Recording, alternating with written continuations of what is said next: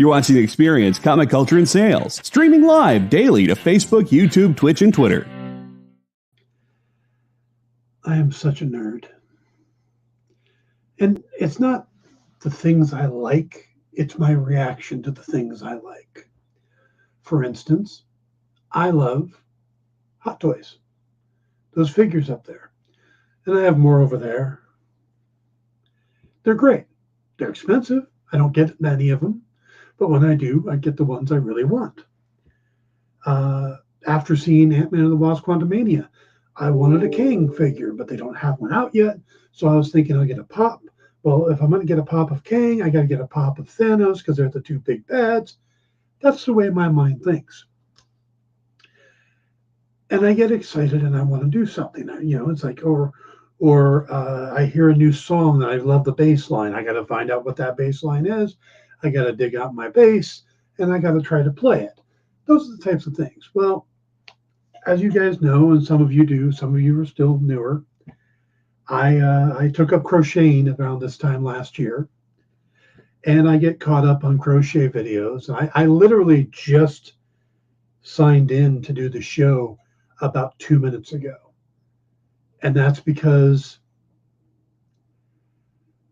I was stuck watching this video. I couldn't turn it off.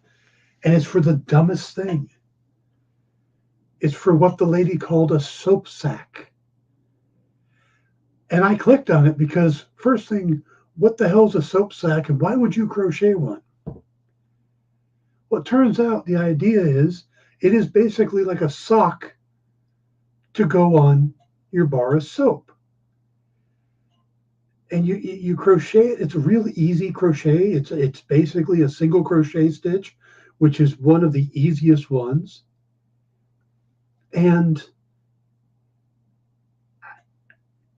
it's a simple thing, but now I'm obsessed with the idea of making a soap sock or a soap sack. I think she called it a soap sack, but at one point she called it a sock as well. And the idea is that you put the soap in there and then you put it out, and then it basically combines a washcloth and the soap comes through when you wash with it. So you're not like, okay, the next person in touching the same bar of soap, you get that stray hair on it. I really like that idea. Now I'm going to obsess with it. And like, as soon as the show's over, I'm going to go online and order some cotton yarn so I can make a soap sack. Stay tuned for the Dan Wickline Show.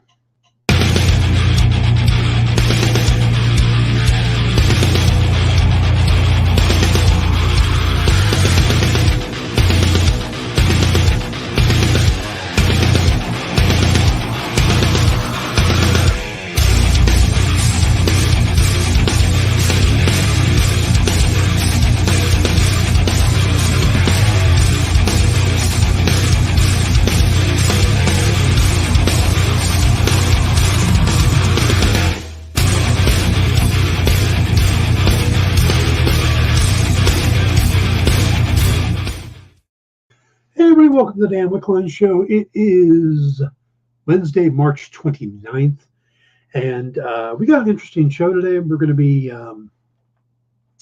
talking about the latest news. There's some big news that hit today. We are then going to talk about my rewatch of Captain America, the First Avenger, and then I got some key Captain America issues to point out to you guys that you might want to get or dream about, because there's a couple expensive ones. And the good news is we have a giveaway today. We're going to be giving away one of the slapped books by the end of the show. And of course, you're going to have to put in the hashtag. JD will give us what the hashtag is. And there it is. No, something popped up and went away. Okay. But, and remember, and by the way, this came up the other day. I got called out for saying £. They have to type in that whole thing. That's a link. The link is for the winner to register after they won. Okay, yeah, there it is. Pound Community EXP, and yes, I call it a £. because that's one of its frickin' names. It's not a hashtag. A hashtag is the whole word. That little symbol is not a hashtag. By the way, the actual name of that little thing is the octothorpe. We talked about that the other day too. I mean, if you could call it an octothorpe, why would you not ever call it that? That's the best name. I know, and it is the official name. I mean, that is what it was named by the inventor who invented it for the phone company back when they were switching from dial-up to push-button phones. They put that button on there, and they called it. Now, people call it the number sign, people call it the pound sign, but the actual name by the creator was octothorpe because it has 8 points on it, and he named it after Jim Thorpe, who had just won a bunch of medals in the Olympics when he was naming it. So, all right, I think that's enough time with the hashtag. But we're going to go ahead and get into the news. Now, got into a little bit of a back and forth with Kyle today, and that was because the big news isn't as big as, he thought it was bigger than I did. He thought maybe we want to change it to the whole show, and I'm like, no, because I think it's only the first of 2 shoes to drop. So what is that Disney has parted ways with Ike Perlmutter. Now, this is as part of their company-wide layoffs. They let some other people go too, some from Marvel, some from other areas of Disney. But Perlmutter had been overseeing Marvel's consumer product division, which includes the comic book publishing, game licensing, and arena shows. Now, previous to this, he was the big boss. He was the top honcho at Marvel. And then they sold to Disney in 2009 for $4 billion. Now, he hasn't really been a major factor on the film side since he kind of went to war with Kevin Feige. Originally, when Bob Iger and Disney bought out Marvel, they said that Perlmutter could continue to run it. And he was, until there was a dispute over production of Doctor Strange, and Perlmutter wanted to fire Kevin Feige. Iger popped in and went, no, we're not doing that. And instead what happened is Perlmutter was pushed out of Marvel Studios, left with the Marvel TV, Marvel Publishing, all that. But the studio was then moved under Alan Horn, which it was for quite some time until Alan retired. Now, then Perlmutter would later on lose control of Marvel TV in 2019, which also moved over to Feige. And so he's been in charge of all of that since 2019. So Perlmutter's influence over Marvel has been getting smaller and smaller. He was also part of a recent proxy battle against the current board of directors at Disney, along with Nelson Peltz.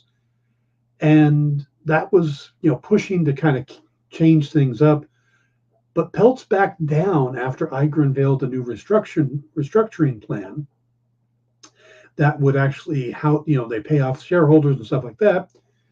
And of course, the annual shareholder meeting is next week. So, all of this is big, and there might have been some spite there with the letting go. But like I said, Perlmutter's influence has been waning ever since the sale. Now, the big concern here is what happens to the publishing wing of Marvel and who will be taking over. Because that's the thing, is they announced that today, but they haven't really gone into who is taking over that part. The division itself brings in between 40 and 60 million annually. And the thing is with Perlmutter is a lot of people are happy to see him go because he was known for being very tight with the purse strings. He, would negate a lot of stuff. A lot of people in the industry thought he was holding them back, keeping them from really progressing. So this could be a good thing. But other folks are worried that this might be the sign that Disney may be moving away from the print industry. Now, I don't think that makes logical or financial sense. You're still making 40 to 6 million annual off of making comic books, 40 to 60 million annually. I can't see them chopping that off. It doesn't make sense at all. It's the source of a lot of your IPs. But we won't know. Now, maybe we'll find out between now and the investors meeting or the investors meeting itself. But again,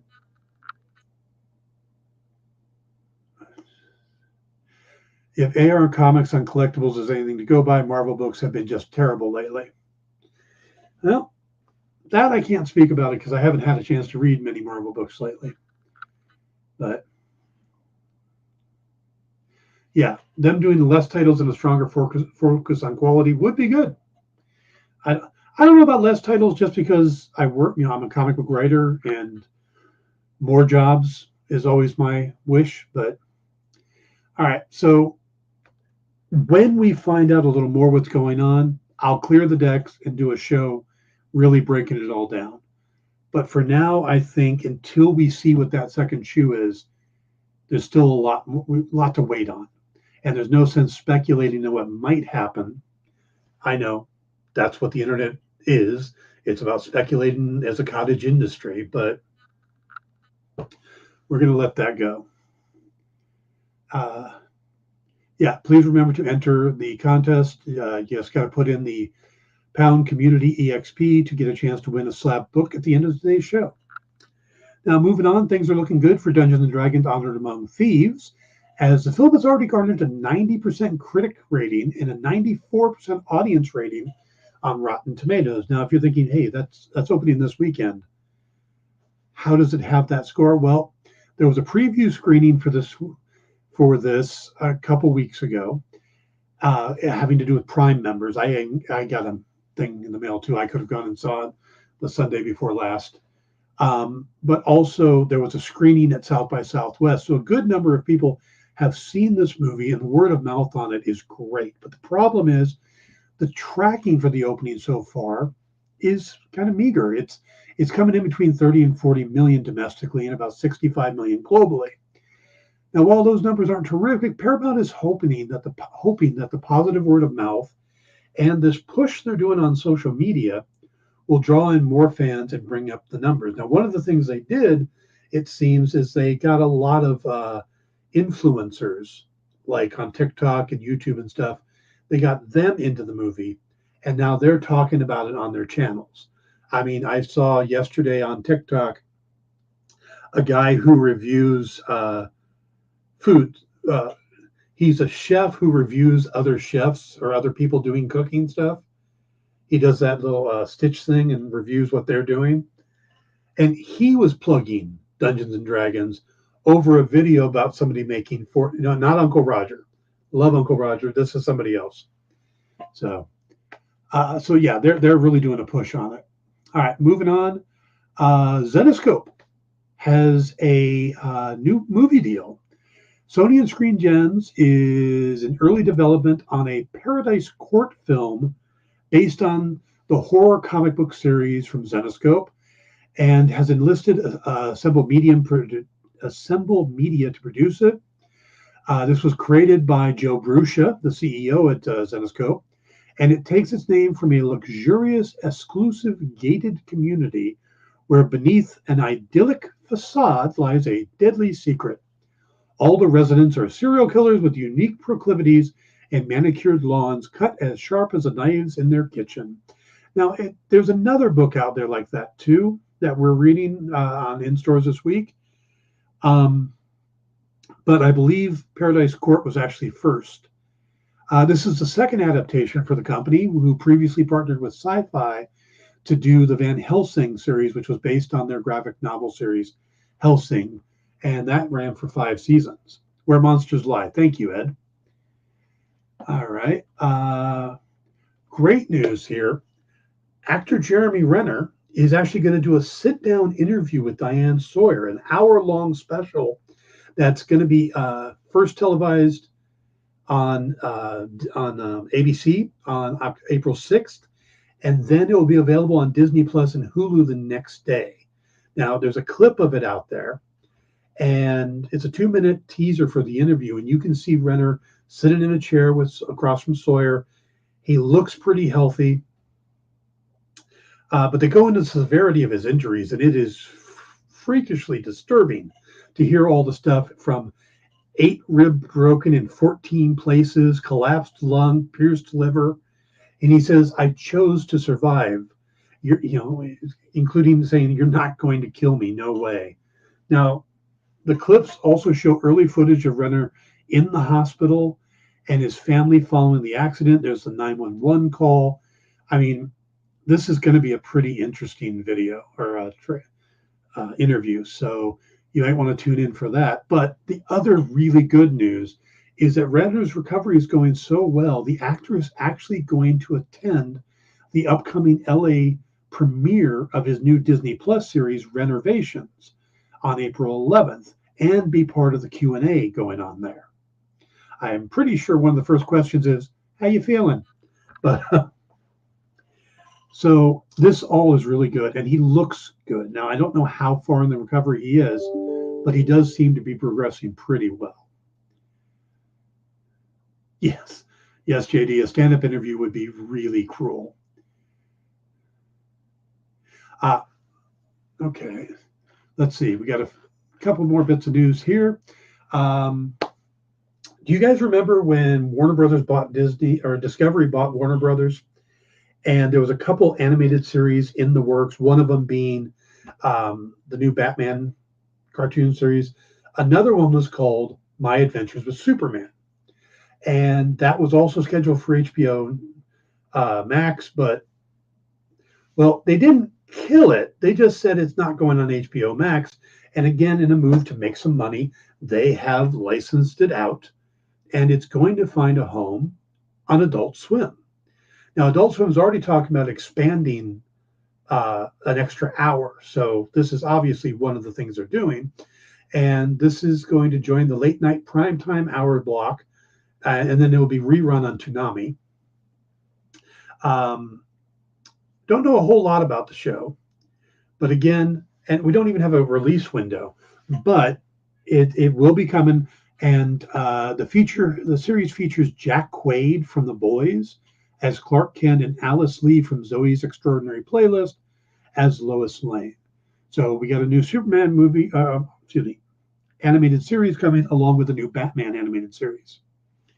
And then this little piece of news I thought was kind of interesting, and this is our final bit of news. Dr. Sleep filmmaker Mike Flanagan has pitched a feature version of DC's supervillain Clayface over at the studio. However, there's no word on whether it's being greenlit yet, but also studio insiders are saying they haven't said no to it yet. There are no offers and no deals, though. Word is that Flanagan and his Intrepid Pictures partner Trevor Macy had a meeting with DC bosses James Gunn and Peter Safran, and Flanagan wasn't pitching the character to be part of Matt Reeves' DC Elseworld thing. But the Batman 2, which is set for October 3rd, 2025 release date, is said to have the script is kind of changing a lot, and that Clayface may actually be a big part of the sequel. So we're not really sure how all that's going to work. Maybe they're holding on to see if Reeves stays with Clayface or if he switches to somebody else and then the character becomes free. I don't know. This might be like a Joker thing where, Todd Phillips has his own Joker little thing going. Matt Reeves has his. We'll have to see how that plays out. But Flanagan has been very vocal in the past about his interest in making a Clayface film. This goes all the way back to 2021, where he tweeted out that he wanted to do it as a standalone horror/trilogy/tragedy. So pretty interesting concept there. Now, let's see. By the way, I didn't get a chance to say hello to folks. And we see Ed, Kenneth, John, SSFD, Triple B. All good to see you guys. Remember, JD, artist JD. Remember to put in that hashtag to enter the contest. We will be giving that book away at the end of today's episode. All right, we are about at the 20-minute mark, so we're going to go ahead and take our first break, and when we come back, we're going to talk Captain America, the First Avenger. Be right back. Did you know that every Experience show, including some exclusive content, streams on Twitch? Check it out, twitch.tv/the_EXP. Or just scan that QR code. Comic Collectibles is here for you every Wednesday with AR Comics for two very important reasons. To sell you rare, one-of-a-kind comics that you'll love, and to confuse AR with old man talk. You see, Rex and John are, how should I put this, ancient as the roots of the mountains. So every week, Rex and John fill in AR in yet another area of pop culture that he missed because he's too young, just didn't have the time, or just really doesn't care about. It's a real public service they provide. Come buy some super rare and unique comics, while old men explain long-dead sci-fi shows to a younger man making that confused puppy face. Every Wednesday from 6 to 8 Eastern with Rex, John, and AR Comics. Comic Collectibles on The Experience. Comic culture and sales.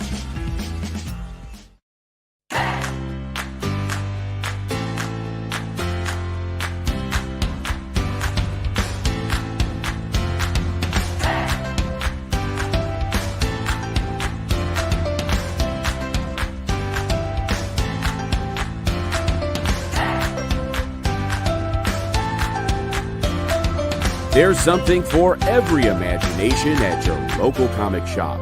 Visit comicshoplocator.com to find a store near you.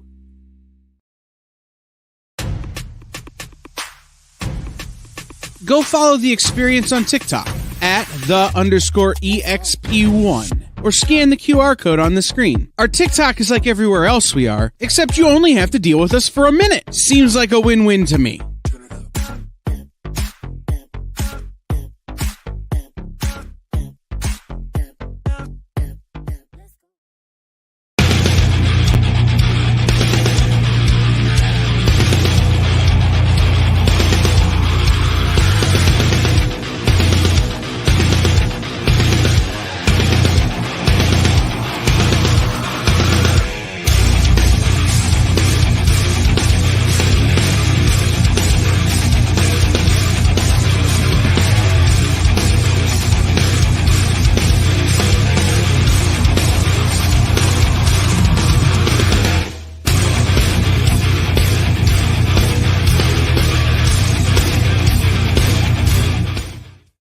Hey everybody, welcome back to the Dan Wickline Show here on The Experience.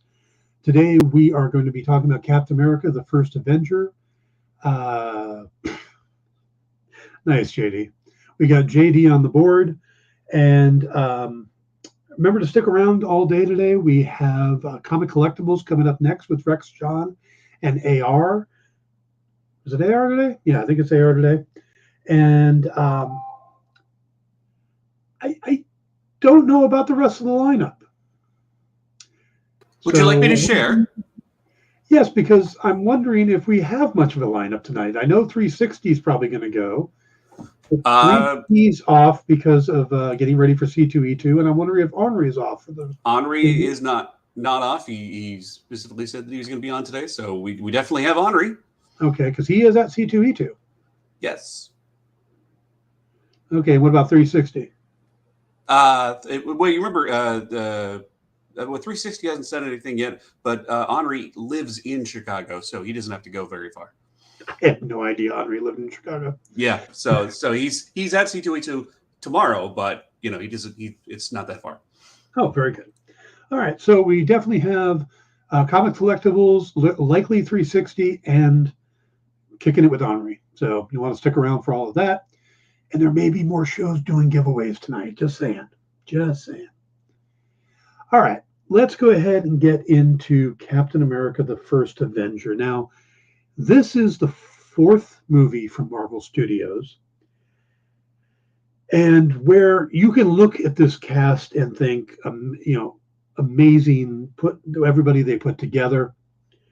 But I think the first thing they did that was brilliant was bringing in Joe Johnston to direct it. And the reason I think that is Joe's got this great pedigree of films that he's directed. I mean, his first film was Honey, I Shrunk the Kids. Then he directed The Rocketeer, which if you just think about that. It's so similar in feel to the first Avenger. You know, that heroic, patriotic, early, mid America thing. I thought great choice. But he's also did an episode of the Adventures of Young Indiana Jones, Jumanji, the movie October Sky, Jurassic Park 3, Hidalgo, which is another movie that I loved. Well, of course, you put him with the guy with the horse, Viggo Mortensen, and you put him in it with a movie about a horse, you're going to get something spectacular because the way the guy bonds with horses. And he also did the Wolfman movie with Anthony Hopkins and Benicio del Toro. So that was his pedigree going into this movie. And I think they picked the perfect director for the tone. Now, they went away when they switched up to do more of a spy thriller, they went a different direction. But Johnston, of course, I think he did fabulous. And prior to being a director, the guy worked for Industrial Light and Magic as a special effects guy, and he created the Millennium Falcon. So, I mean, obviously he's got these iconic ideas, and I'm sure that he had something to do with the designs on these ships. At least, if not approving, he might have been in there talking to them. I don't know. But there's some great designs for all of the Hydra equipment, the tanks, the uniforms. It's got all that great feel to it. So I thought Joe Johnston was a brilliant pick to direct this. And this was a new company at the time. They had 3 movies under their belt. They had gotten Jon Favreau for, I guess this is technically the 5th Marvel's movie. 2 Iron Men, Thor, Hulk, and this. But, they get Jon Favreau, Louis Leterrier, then they bring in Kenneth Branagh for Thor, which is another brilliant move in my opinion. And then you get Joe Johnston to do First Avenger. So, you're going out and getting the big hitters, but then they put this cast together. And if you think about it now, I mean, okay, I'm going to go out and get a bad guy. Who's better than Hugo Weaving to play the bad guy? And obviously after V for Vendetta, he doesn't mind wearing masks and prosthetics. So, I mean, great Agent Smith himself as the Red Skull. Then you bring in Stanley Tucci for Dr. Erskine. You bring in Toby Jones for Arnon Zola and Tommy Lee Jones for Colonel Phillips. So right there, you're surrounding this movie with these really great actors in the small roles. And of course, they already had Samuel L. Jackson for Nick Fury, but then when they cast the rest, picking up Dominic Cooper and Richard Armitage for Howard Stark and Heinz Kruger, again, really good actors in small roles. But Haley Atwell, Sebastian Stan, and then, of course, Chris Evans getting his second turn in the Marvel Universe. This was a really well-casted film because everybody and that's true. Tommy Lee Jones' line, "I'm not kissing you." I don't know if that was in the script or if that's something Tommy threw in there. I haven't been able to find out because it feels like an ad lib, but it's such a good line, whether it's ad lib or written. It says, "I rewatched the first Cap film last night for today's show." Oh, very cool. "It had been a few years. I find myself falling down the rabbit hole on how did this happen? How could that happen, guys? I was too wide-eyed the first few watches to think about this stuff." It's funny for me. I do that when on the second watches of these things. I start picking it apart, but it's been 12 years, and maybe it's the mindset I'm in right now, but I'm going back into these, and I'm just watching for the performances, and I'm watching for the spectacle. And it was a lot of fun. JD, Incredible Hulk owns what the JD artist says.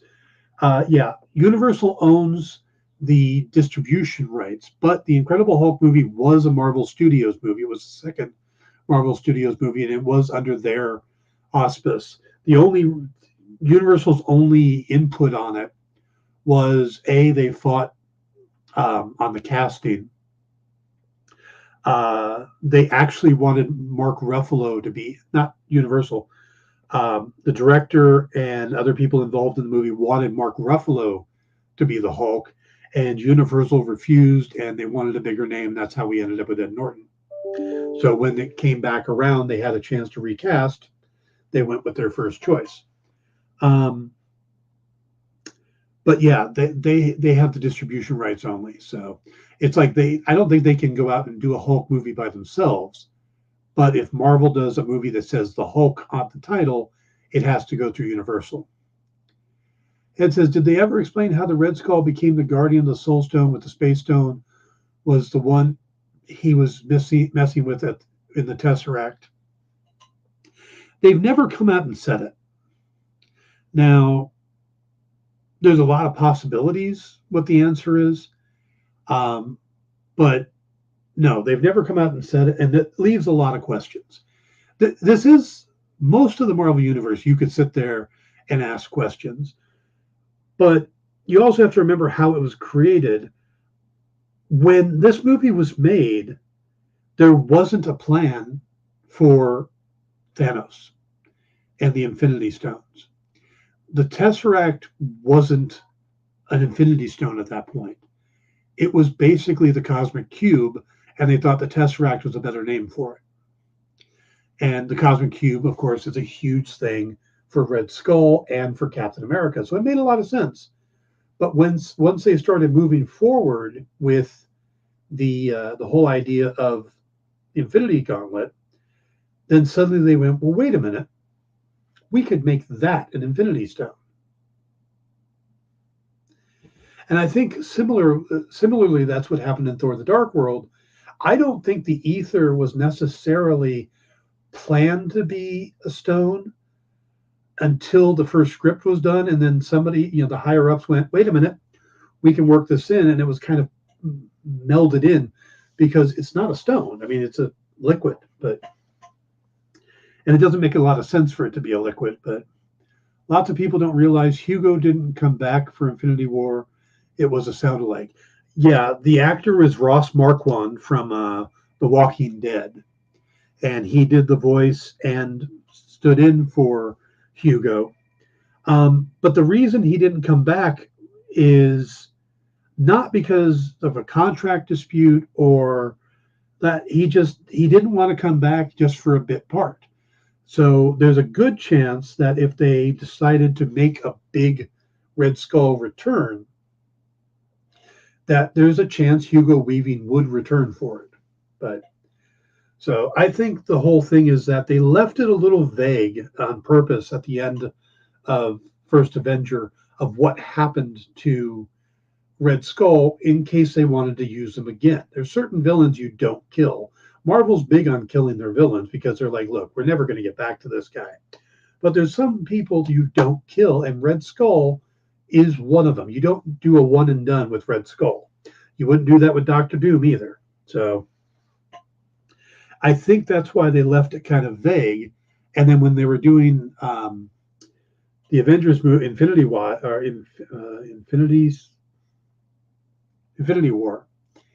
I think they went, oh, well, we never figured out where he went. We can just put him on there. And it's possible that the stones take care of them. They know they have someone to protect the Soul Stone, and something happened to the last Guardian. So the next person to actually physically come in contact with the stone would be, or maybe just the Space Stone. They could come up with a plausible reason, but I just don't think they have yet.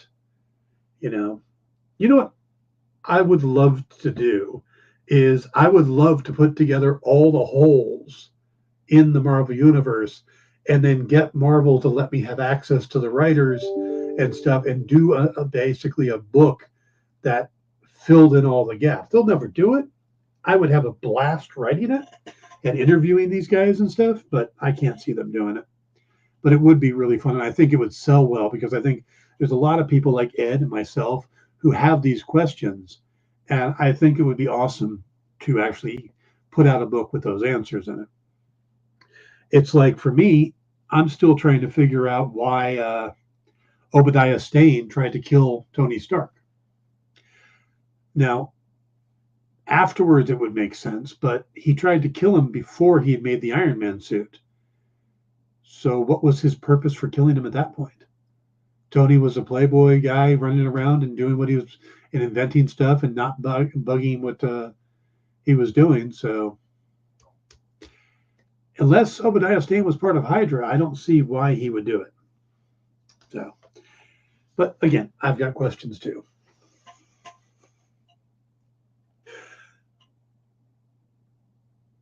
I'm not sure that's how I would have phrased that, JD, but something like that. All right. Also, another amazing thing about this movie is you spend the first 30 minutes with a Steve Rogers, who is this tiny, frail little guy. And then at the 33-minute mark, he comes out of the Vita Ray tube, and he's this big, swole guy. And I know for most people, the immediate reaction is, well, how'd they make him big? And that's because it was so convincing. They did such a good job with making Chris Evans look tiny that you forget that's what Chris Evans is, a buffed up big guy. At least he definitely was at that point. He's kind of scaled it down a little bit now that he's not Cap. But at the time, he was huge. And I love some of the behind the scene footage where you see him as he is performing, and then you see the digital replacements and stuff. That is so good. Yeah, no, and as JJ points out, he definitely wasn't that big as Johnny Storm. He wasn't. He was much slimmer. He wasn't that big as in any of his movies. And then suddenly, he's Arnold Schwarzenegger. And it says the only thing I didn't like about the first Iron Man movie is it made Tony Stark out to be a bumbling oaf trying to figure out how to fly his first suit. But Obadiah just popped right into the suit and knew how to do everything. Now, we don't know if Obadiah had tested the suit, if he had been in it before. We don't really get that information one way or the other. But, yeah. You can't show the villain bumbling because it takes away the menace. If Obadiah had gotten in his suit and went all over the place, nobody would take him seriously. There's a plot hole. Dan can get up into it. Yeah. I really probably shouldn't have said any of that, should I have? These two JDs are going to make me regret that. I really liked this movie, especially on the rewatch. It flows really well.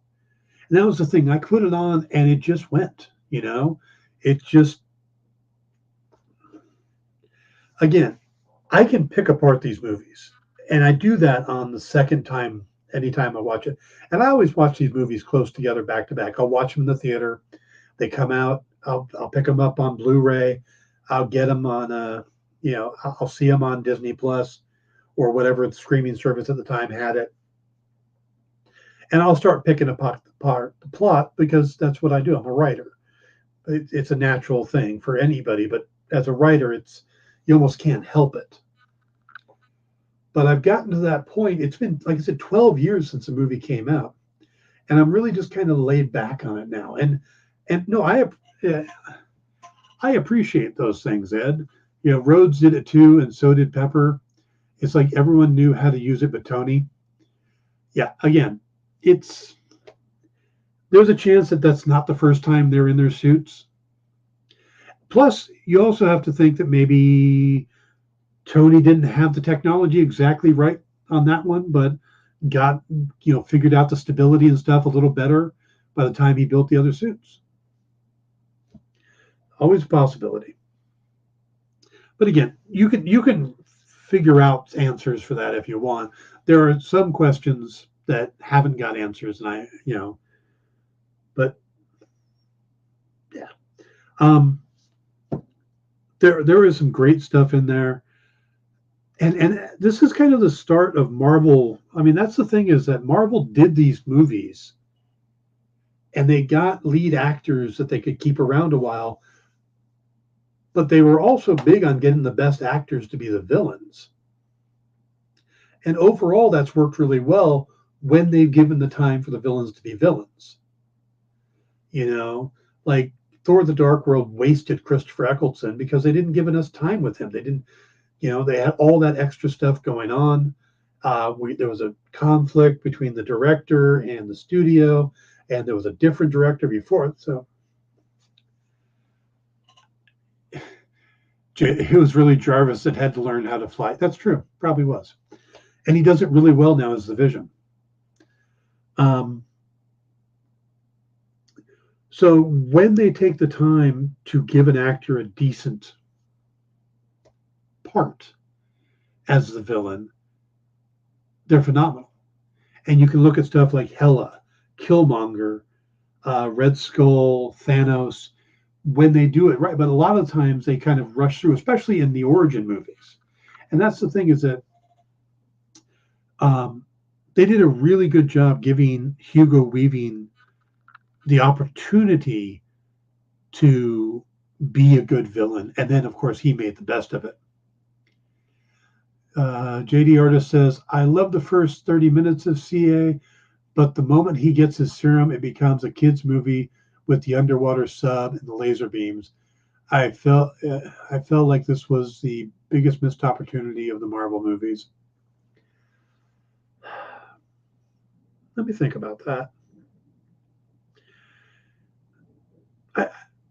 I think it was the underwater sub and those things, I think, were crucial also partly because of the tone of the movie they were trying to do. You think about The Rocketeer, another Joe Johnston movie. The rocket itself was high tech. You had Howard Hughes as the one who put it together, stuff like that. So there are elements there of that type of movie or that era of movie. So those didn't bother me. Plus, you needed a certain amount of old school science fiction. You needed a bit of that 40s, what would be considered science fiction in the 40s, to sell it, because Hydra was supposed to be doing these scientific breakthroughs, and especially using the cosmic cube. And I'm going to call it the cosmic cube, even though they called it the Tesseract. So that really didn't bother me, that part of it, because I felt like, though, it was for the genre they were trying to do. Now, there were elements of a war movie in there, but this was definitely a 40s war movie, or a 50s style war movie. So they could have gone grittier, they could have gone more realistic, but I don't think it would necessarily have worked with the tone they were going for and the type of movie they were trying to make. It felt like what they were trying to do. So overall, like I said, I think the movie didn't get as high accolades at the time as, say, Winter Soldier did, but I think it deserved some of them because, again, I think the special effects were really great. I think the acting was good, and the script was solid. I mean, it wasn't brilliant, it wasn't But for what they were trying to do, I think they got the right director and the right script and the right cast. So it works for me. I don't have a lot of things to pick apart in the movie. There's little things here and there, but there's the him kissing the girl in at the base and her seeing him, and then paying it off by her shooting at him with the shield. I don't think she would actually have shot at him because she had no idea how good that shield would have been. And would she really put somebody at risk like that? I think that's very out of character. But overall, I thought they did a really good job with that. Ed says it would be so much fun talking question points with you about the Marvel movies or any movies for that matter. Maybe we'll do an episode of that. We'll do a Ask Me Anything About Marvel movies or something like that. So, all right, let's go ahead. We'll take our second break. We'll come back and we'll hit some key issues. And remember to put the hashtag over there if you haven't yet to enter for the slabbed book we're giving away. And remember to hit the like and thumbs up buttons. And we'll be right back.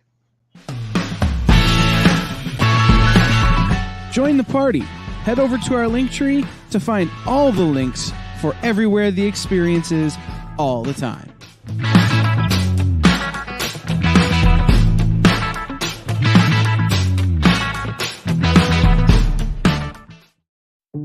Did you know that across America there are over 2, maybe even 3 live stream producers who can't even afford Mountain Dew? Take Brian here. Brian has gone 2 weeks without a sip of Red Bull. If it goes on much longer, he may take a shower and get a real job. Situations like this are as tragic as they are preventable. Join the experience on YouTube and gain access to special emojis and members-only streams. For less than a cup of coffee, you can keep socially awkward hermit people working from their parents' basements where they belong. Scan the QR code on the screen to join. You'll be glad you did.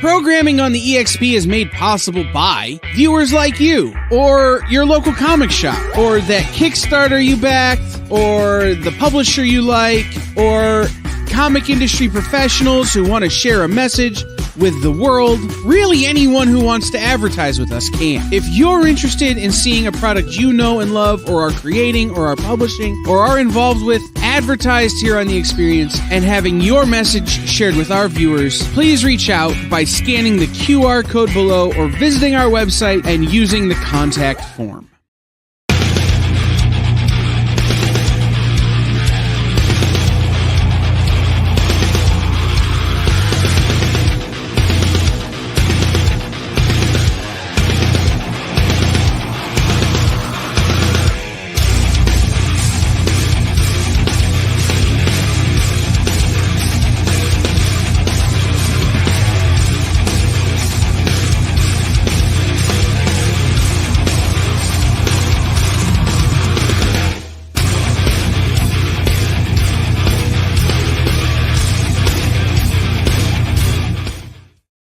Hey everybody, welcome back to the Dan Wickline Show. Candace, you're correct. You cannot win the contest if you've won within the last 30 days, I believe it is, and you did win the last time we gave away a book. So, and Ed, okay, on what you say there, I agree. The fact he couldn't turn it around, or there's even a deleted scene that has War Machine asking him, so you couldn't have just jumped out? Or, yeah, so even Marvel realizes that's kind of a dodgy one. But the serum didn't have to teach him how to fly planes, because flying a plane is not that hard. Landing and taking off in a plane. Flying a plane is just put it forward, push it down. Pretty straightforward. So, all right, let's go through this list real quick. I got 11 books that I think you guys might be interested in. They're the let JD go to the new format. Now we're going to do Captain America issues because of the rewatch. So we're going to start with Captain America Comics #1. This is the granddaddy of them all. First appearance of Cap, first appearance of Bucky, of Red Skull, and Dr. Erskine, even though he was called Dr. Reinstein in this, and that the Red Skull that's introduced here is not Johann Schmidt, but actually an American posing as a Red Skull with a mask. But this is like I said, the granddaddy of the books. It's Joe Simon, Jack Kirby, and you're paying about $680,000 for a high-end good copy, maybe $160,000 for a mid one. You're even going to pay $45,000 for a reader copy. So, and I don't think anybody is doing that. So, all right, next one is JD. Now, Captain America 2 is interesting because this is the debut of the disc shield. As soon as Captain America #1 came out, the guys over at Archie Comics who owned a character called the Shield started threatening them with a lawsuit, because if you know the character of the Shield, his uniform, the big chest piece on it, looks like Captain America's shield. So they decided to switch to the disc shield, which turned out to be a boon because it turned it into a weapon and offensive capabilities. It was a really good thing. This one's going to go for about $32,000 on the high end. Mid's about $7,000. Low end, you're still paying about $2,000. Okay. Now we've got Captain America Comics #3. And the reason this one is important is this was the first written work by Stan Lee. He did a backup prose story in here. Stan was working way back on Captain America, even though we think of him from the 60s and stuff, and he did some. No, he was all the way back in the 40s with Marvel, back when it was Timely and all the other comic names it ended up using. So this one's still going to be about $87,000 in the high end, $23,000 in the middle, even $8,000 for a cheap copy. So, all right, after that, we switch over to Avengers #4 with this, of course, includes the death of Bucky and the first Silver Age appearance of Cap. This is where he and Jack Kirby brought Captain America out of the ice, and most of what we know about the character, trust me, I just did a whole an essay on it in a recently published book. The Cap we saw in the 40s and the Cap we have now are very different. This is Stan Lee and Jack Kirby's interpretation. It starts here. You're looking at about $8,000 for a high-end copy of this book. Still going to pay about $4,000 for a mid copy and about $780 if you want a lower end one. Then we jump over to the Tales of Suspense #59.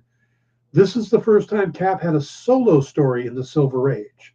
So he had half the book, Iron Man had half the book, and high end on this is still going for about $650. Mid's about $120. You're looking at about $40 on the low end. Now, staying with Tales of Suspense, I believe. Nope. Sergeant Fury and the Howling Commandos #1. Now, this is the first appearance of Sergeant Fury, who, of course, plays a big part. Also, the Howling Commandos, that's Dum Dum Dugan there, who we get to meet. This is still going for about $6,500 for a high copy, about $1,800 for a mid, and about $640 for a low. But also in Sergeant Fury, we have the next one. #13 was the first time Cap and Nick Fury teamed up. Now, you can pick this one up for about $550 on the high end, but about $150 in the middle. Good price if you've got one in your collection. About $50 for a low end. Now we go back, and then we go to Tales of Suspense '63. This was a key issue. This is Stan Lee and Jack Kirby retelling Cap's origin, and it being redrawn by Kirby. So you still have the same basic story, but the dialogue is different. How it's drawn is different. Where the first one was pretty much all about trying to get America to get into the war and break away from its isolationists, this is more Stan trying to bring this character into the more liberal 60s, and as the nation was changing. So it's fascinating just looking at the two origin stories side by side. Even though they're drawn by the same artist, they are very different in art. This is much more dynamic and dramatic, where the other one was much more claustrophobic to try to invoke these feelings of being trapped and being feared. So if you ever get a chance, look at the two. It's great. High end here is about $750, $260 for middle. Still paying $50 for a reader copy. Now, Tales of Suspense 66 is the first time we get to see a Silver Age appearance of Red Skull. That is Johann Schmidt. This is basically where Johann Schmidt becomes the Red Skull. We did see a reprint of his origin in a previous issue, but this is the key one because this is where the Red Skull becomes more than just a guy in a mask. He's an actual German. He's crafted by Hitler, the whole thing. This is going to get you for about $400 for a high-end copy, $120 for mid, and about $40 for a low end. All right, next up we have Captain America number 100. A lot of people get confused by this. This is the first solo Captain America series in the Silver Age. Up until this, it was Tales of Suspense. Captain America 100 took over the Tales of Suspense numbering, and you're going to pay about a little over $1,000 for a high-end copy on this, $360 in the middle, $75 in the low end. And then Captain America number 209. I put this one in here because this is the first appearance of Arnim Zola, who is another big part of the movie. High-end here is only about $40. This is one you can actually pick up. Mid-range copy is only about $12. I think this is a good purchase here. $4 for a low-end copy. So first appearance of Arnim Zola. Now, I believe that's the last book we have, right, JD? Yes, it is. All right, guys. Now let's do the giveaway real quick. JD, take over. Oh, well, what did they do with Hugo's nose? Was Red Skull's face CGI? No, what they did was they had a mask on, they had it blacked out, and then they removed the nose CG. Go ahead, JD. The winner of today's drawing is, any last entries? And you're going to love the book we're giving away. So, countdown, 5, 4, 3, 2, 1. Okay, let's do it.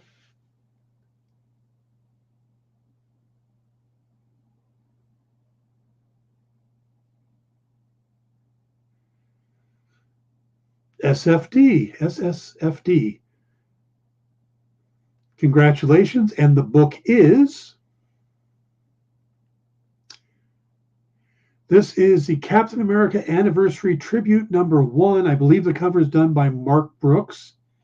And this is going to be coming to you, SSFD. So congratulations on that. We got to wrap it up, guys. I'm running a little long. So thank you all for tuning in. Stick around for Comic Collectibles with Rex and John right now. Why was Princess Zelda sad after watching a bunch of YouTube videos? She couldn't find the link in the description. We'll stop if you subscribe to our YouTube channel. It's super easy. Click subscribe and click the bell when you do. And thanks for supporting the EXP.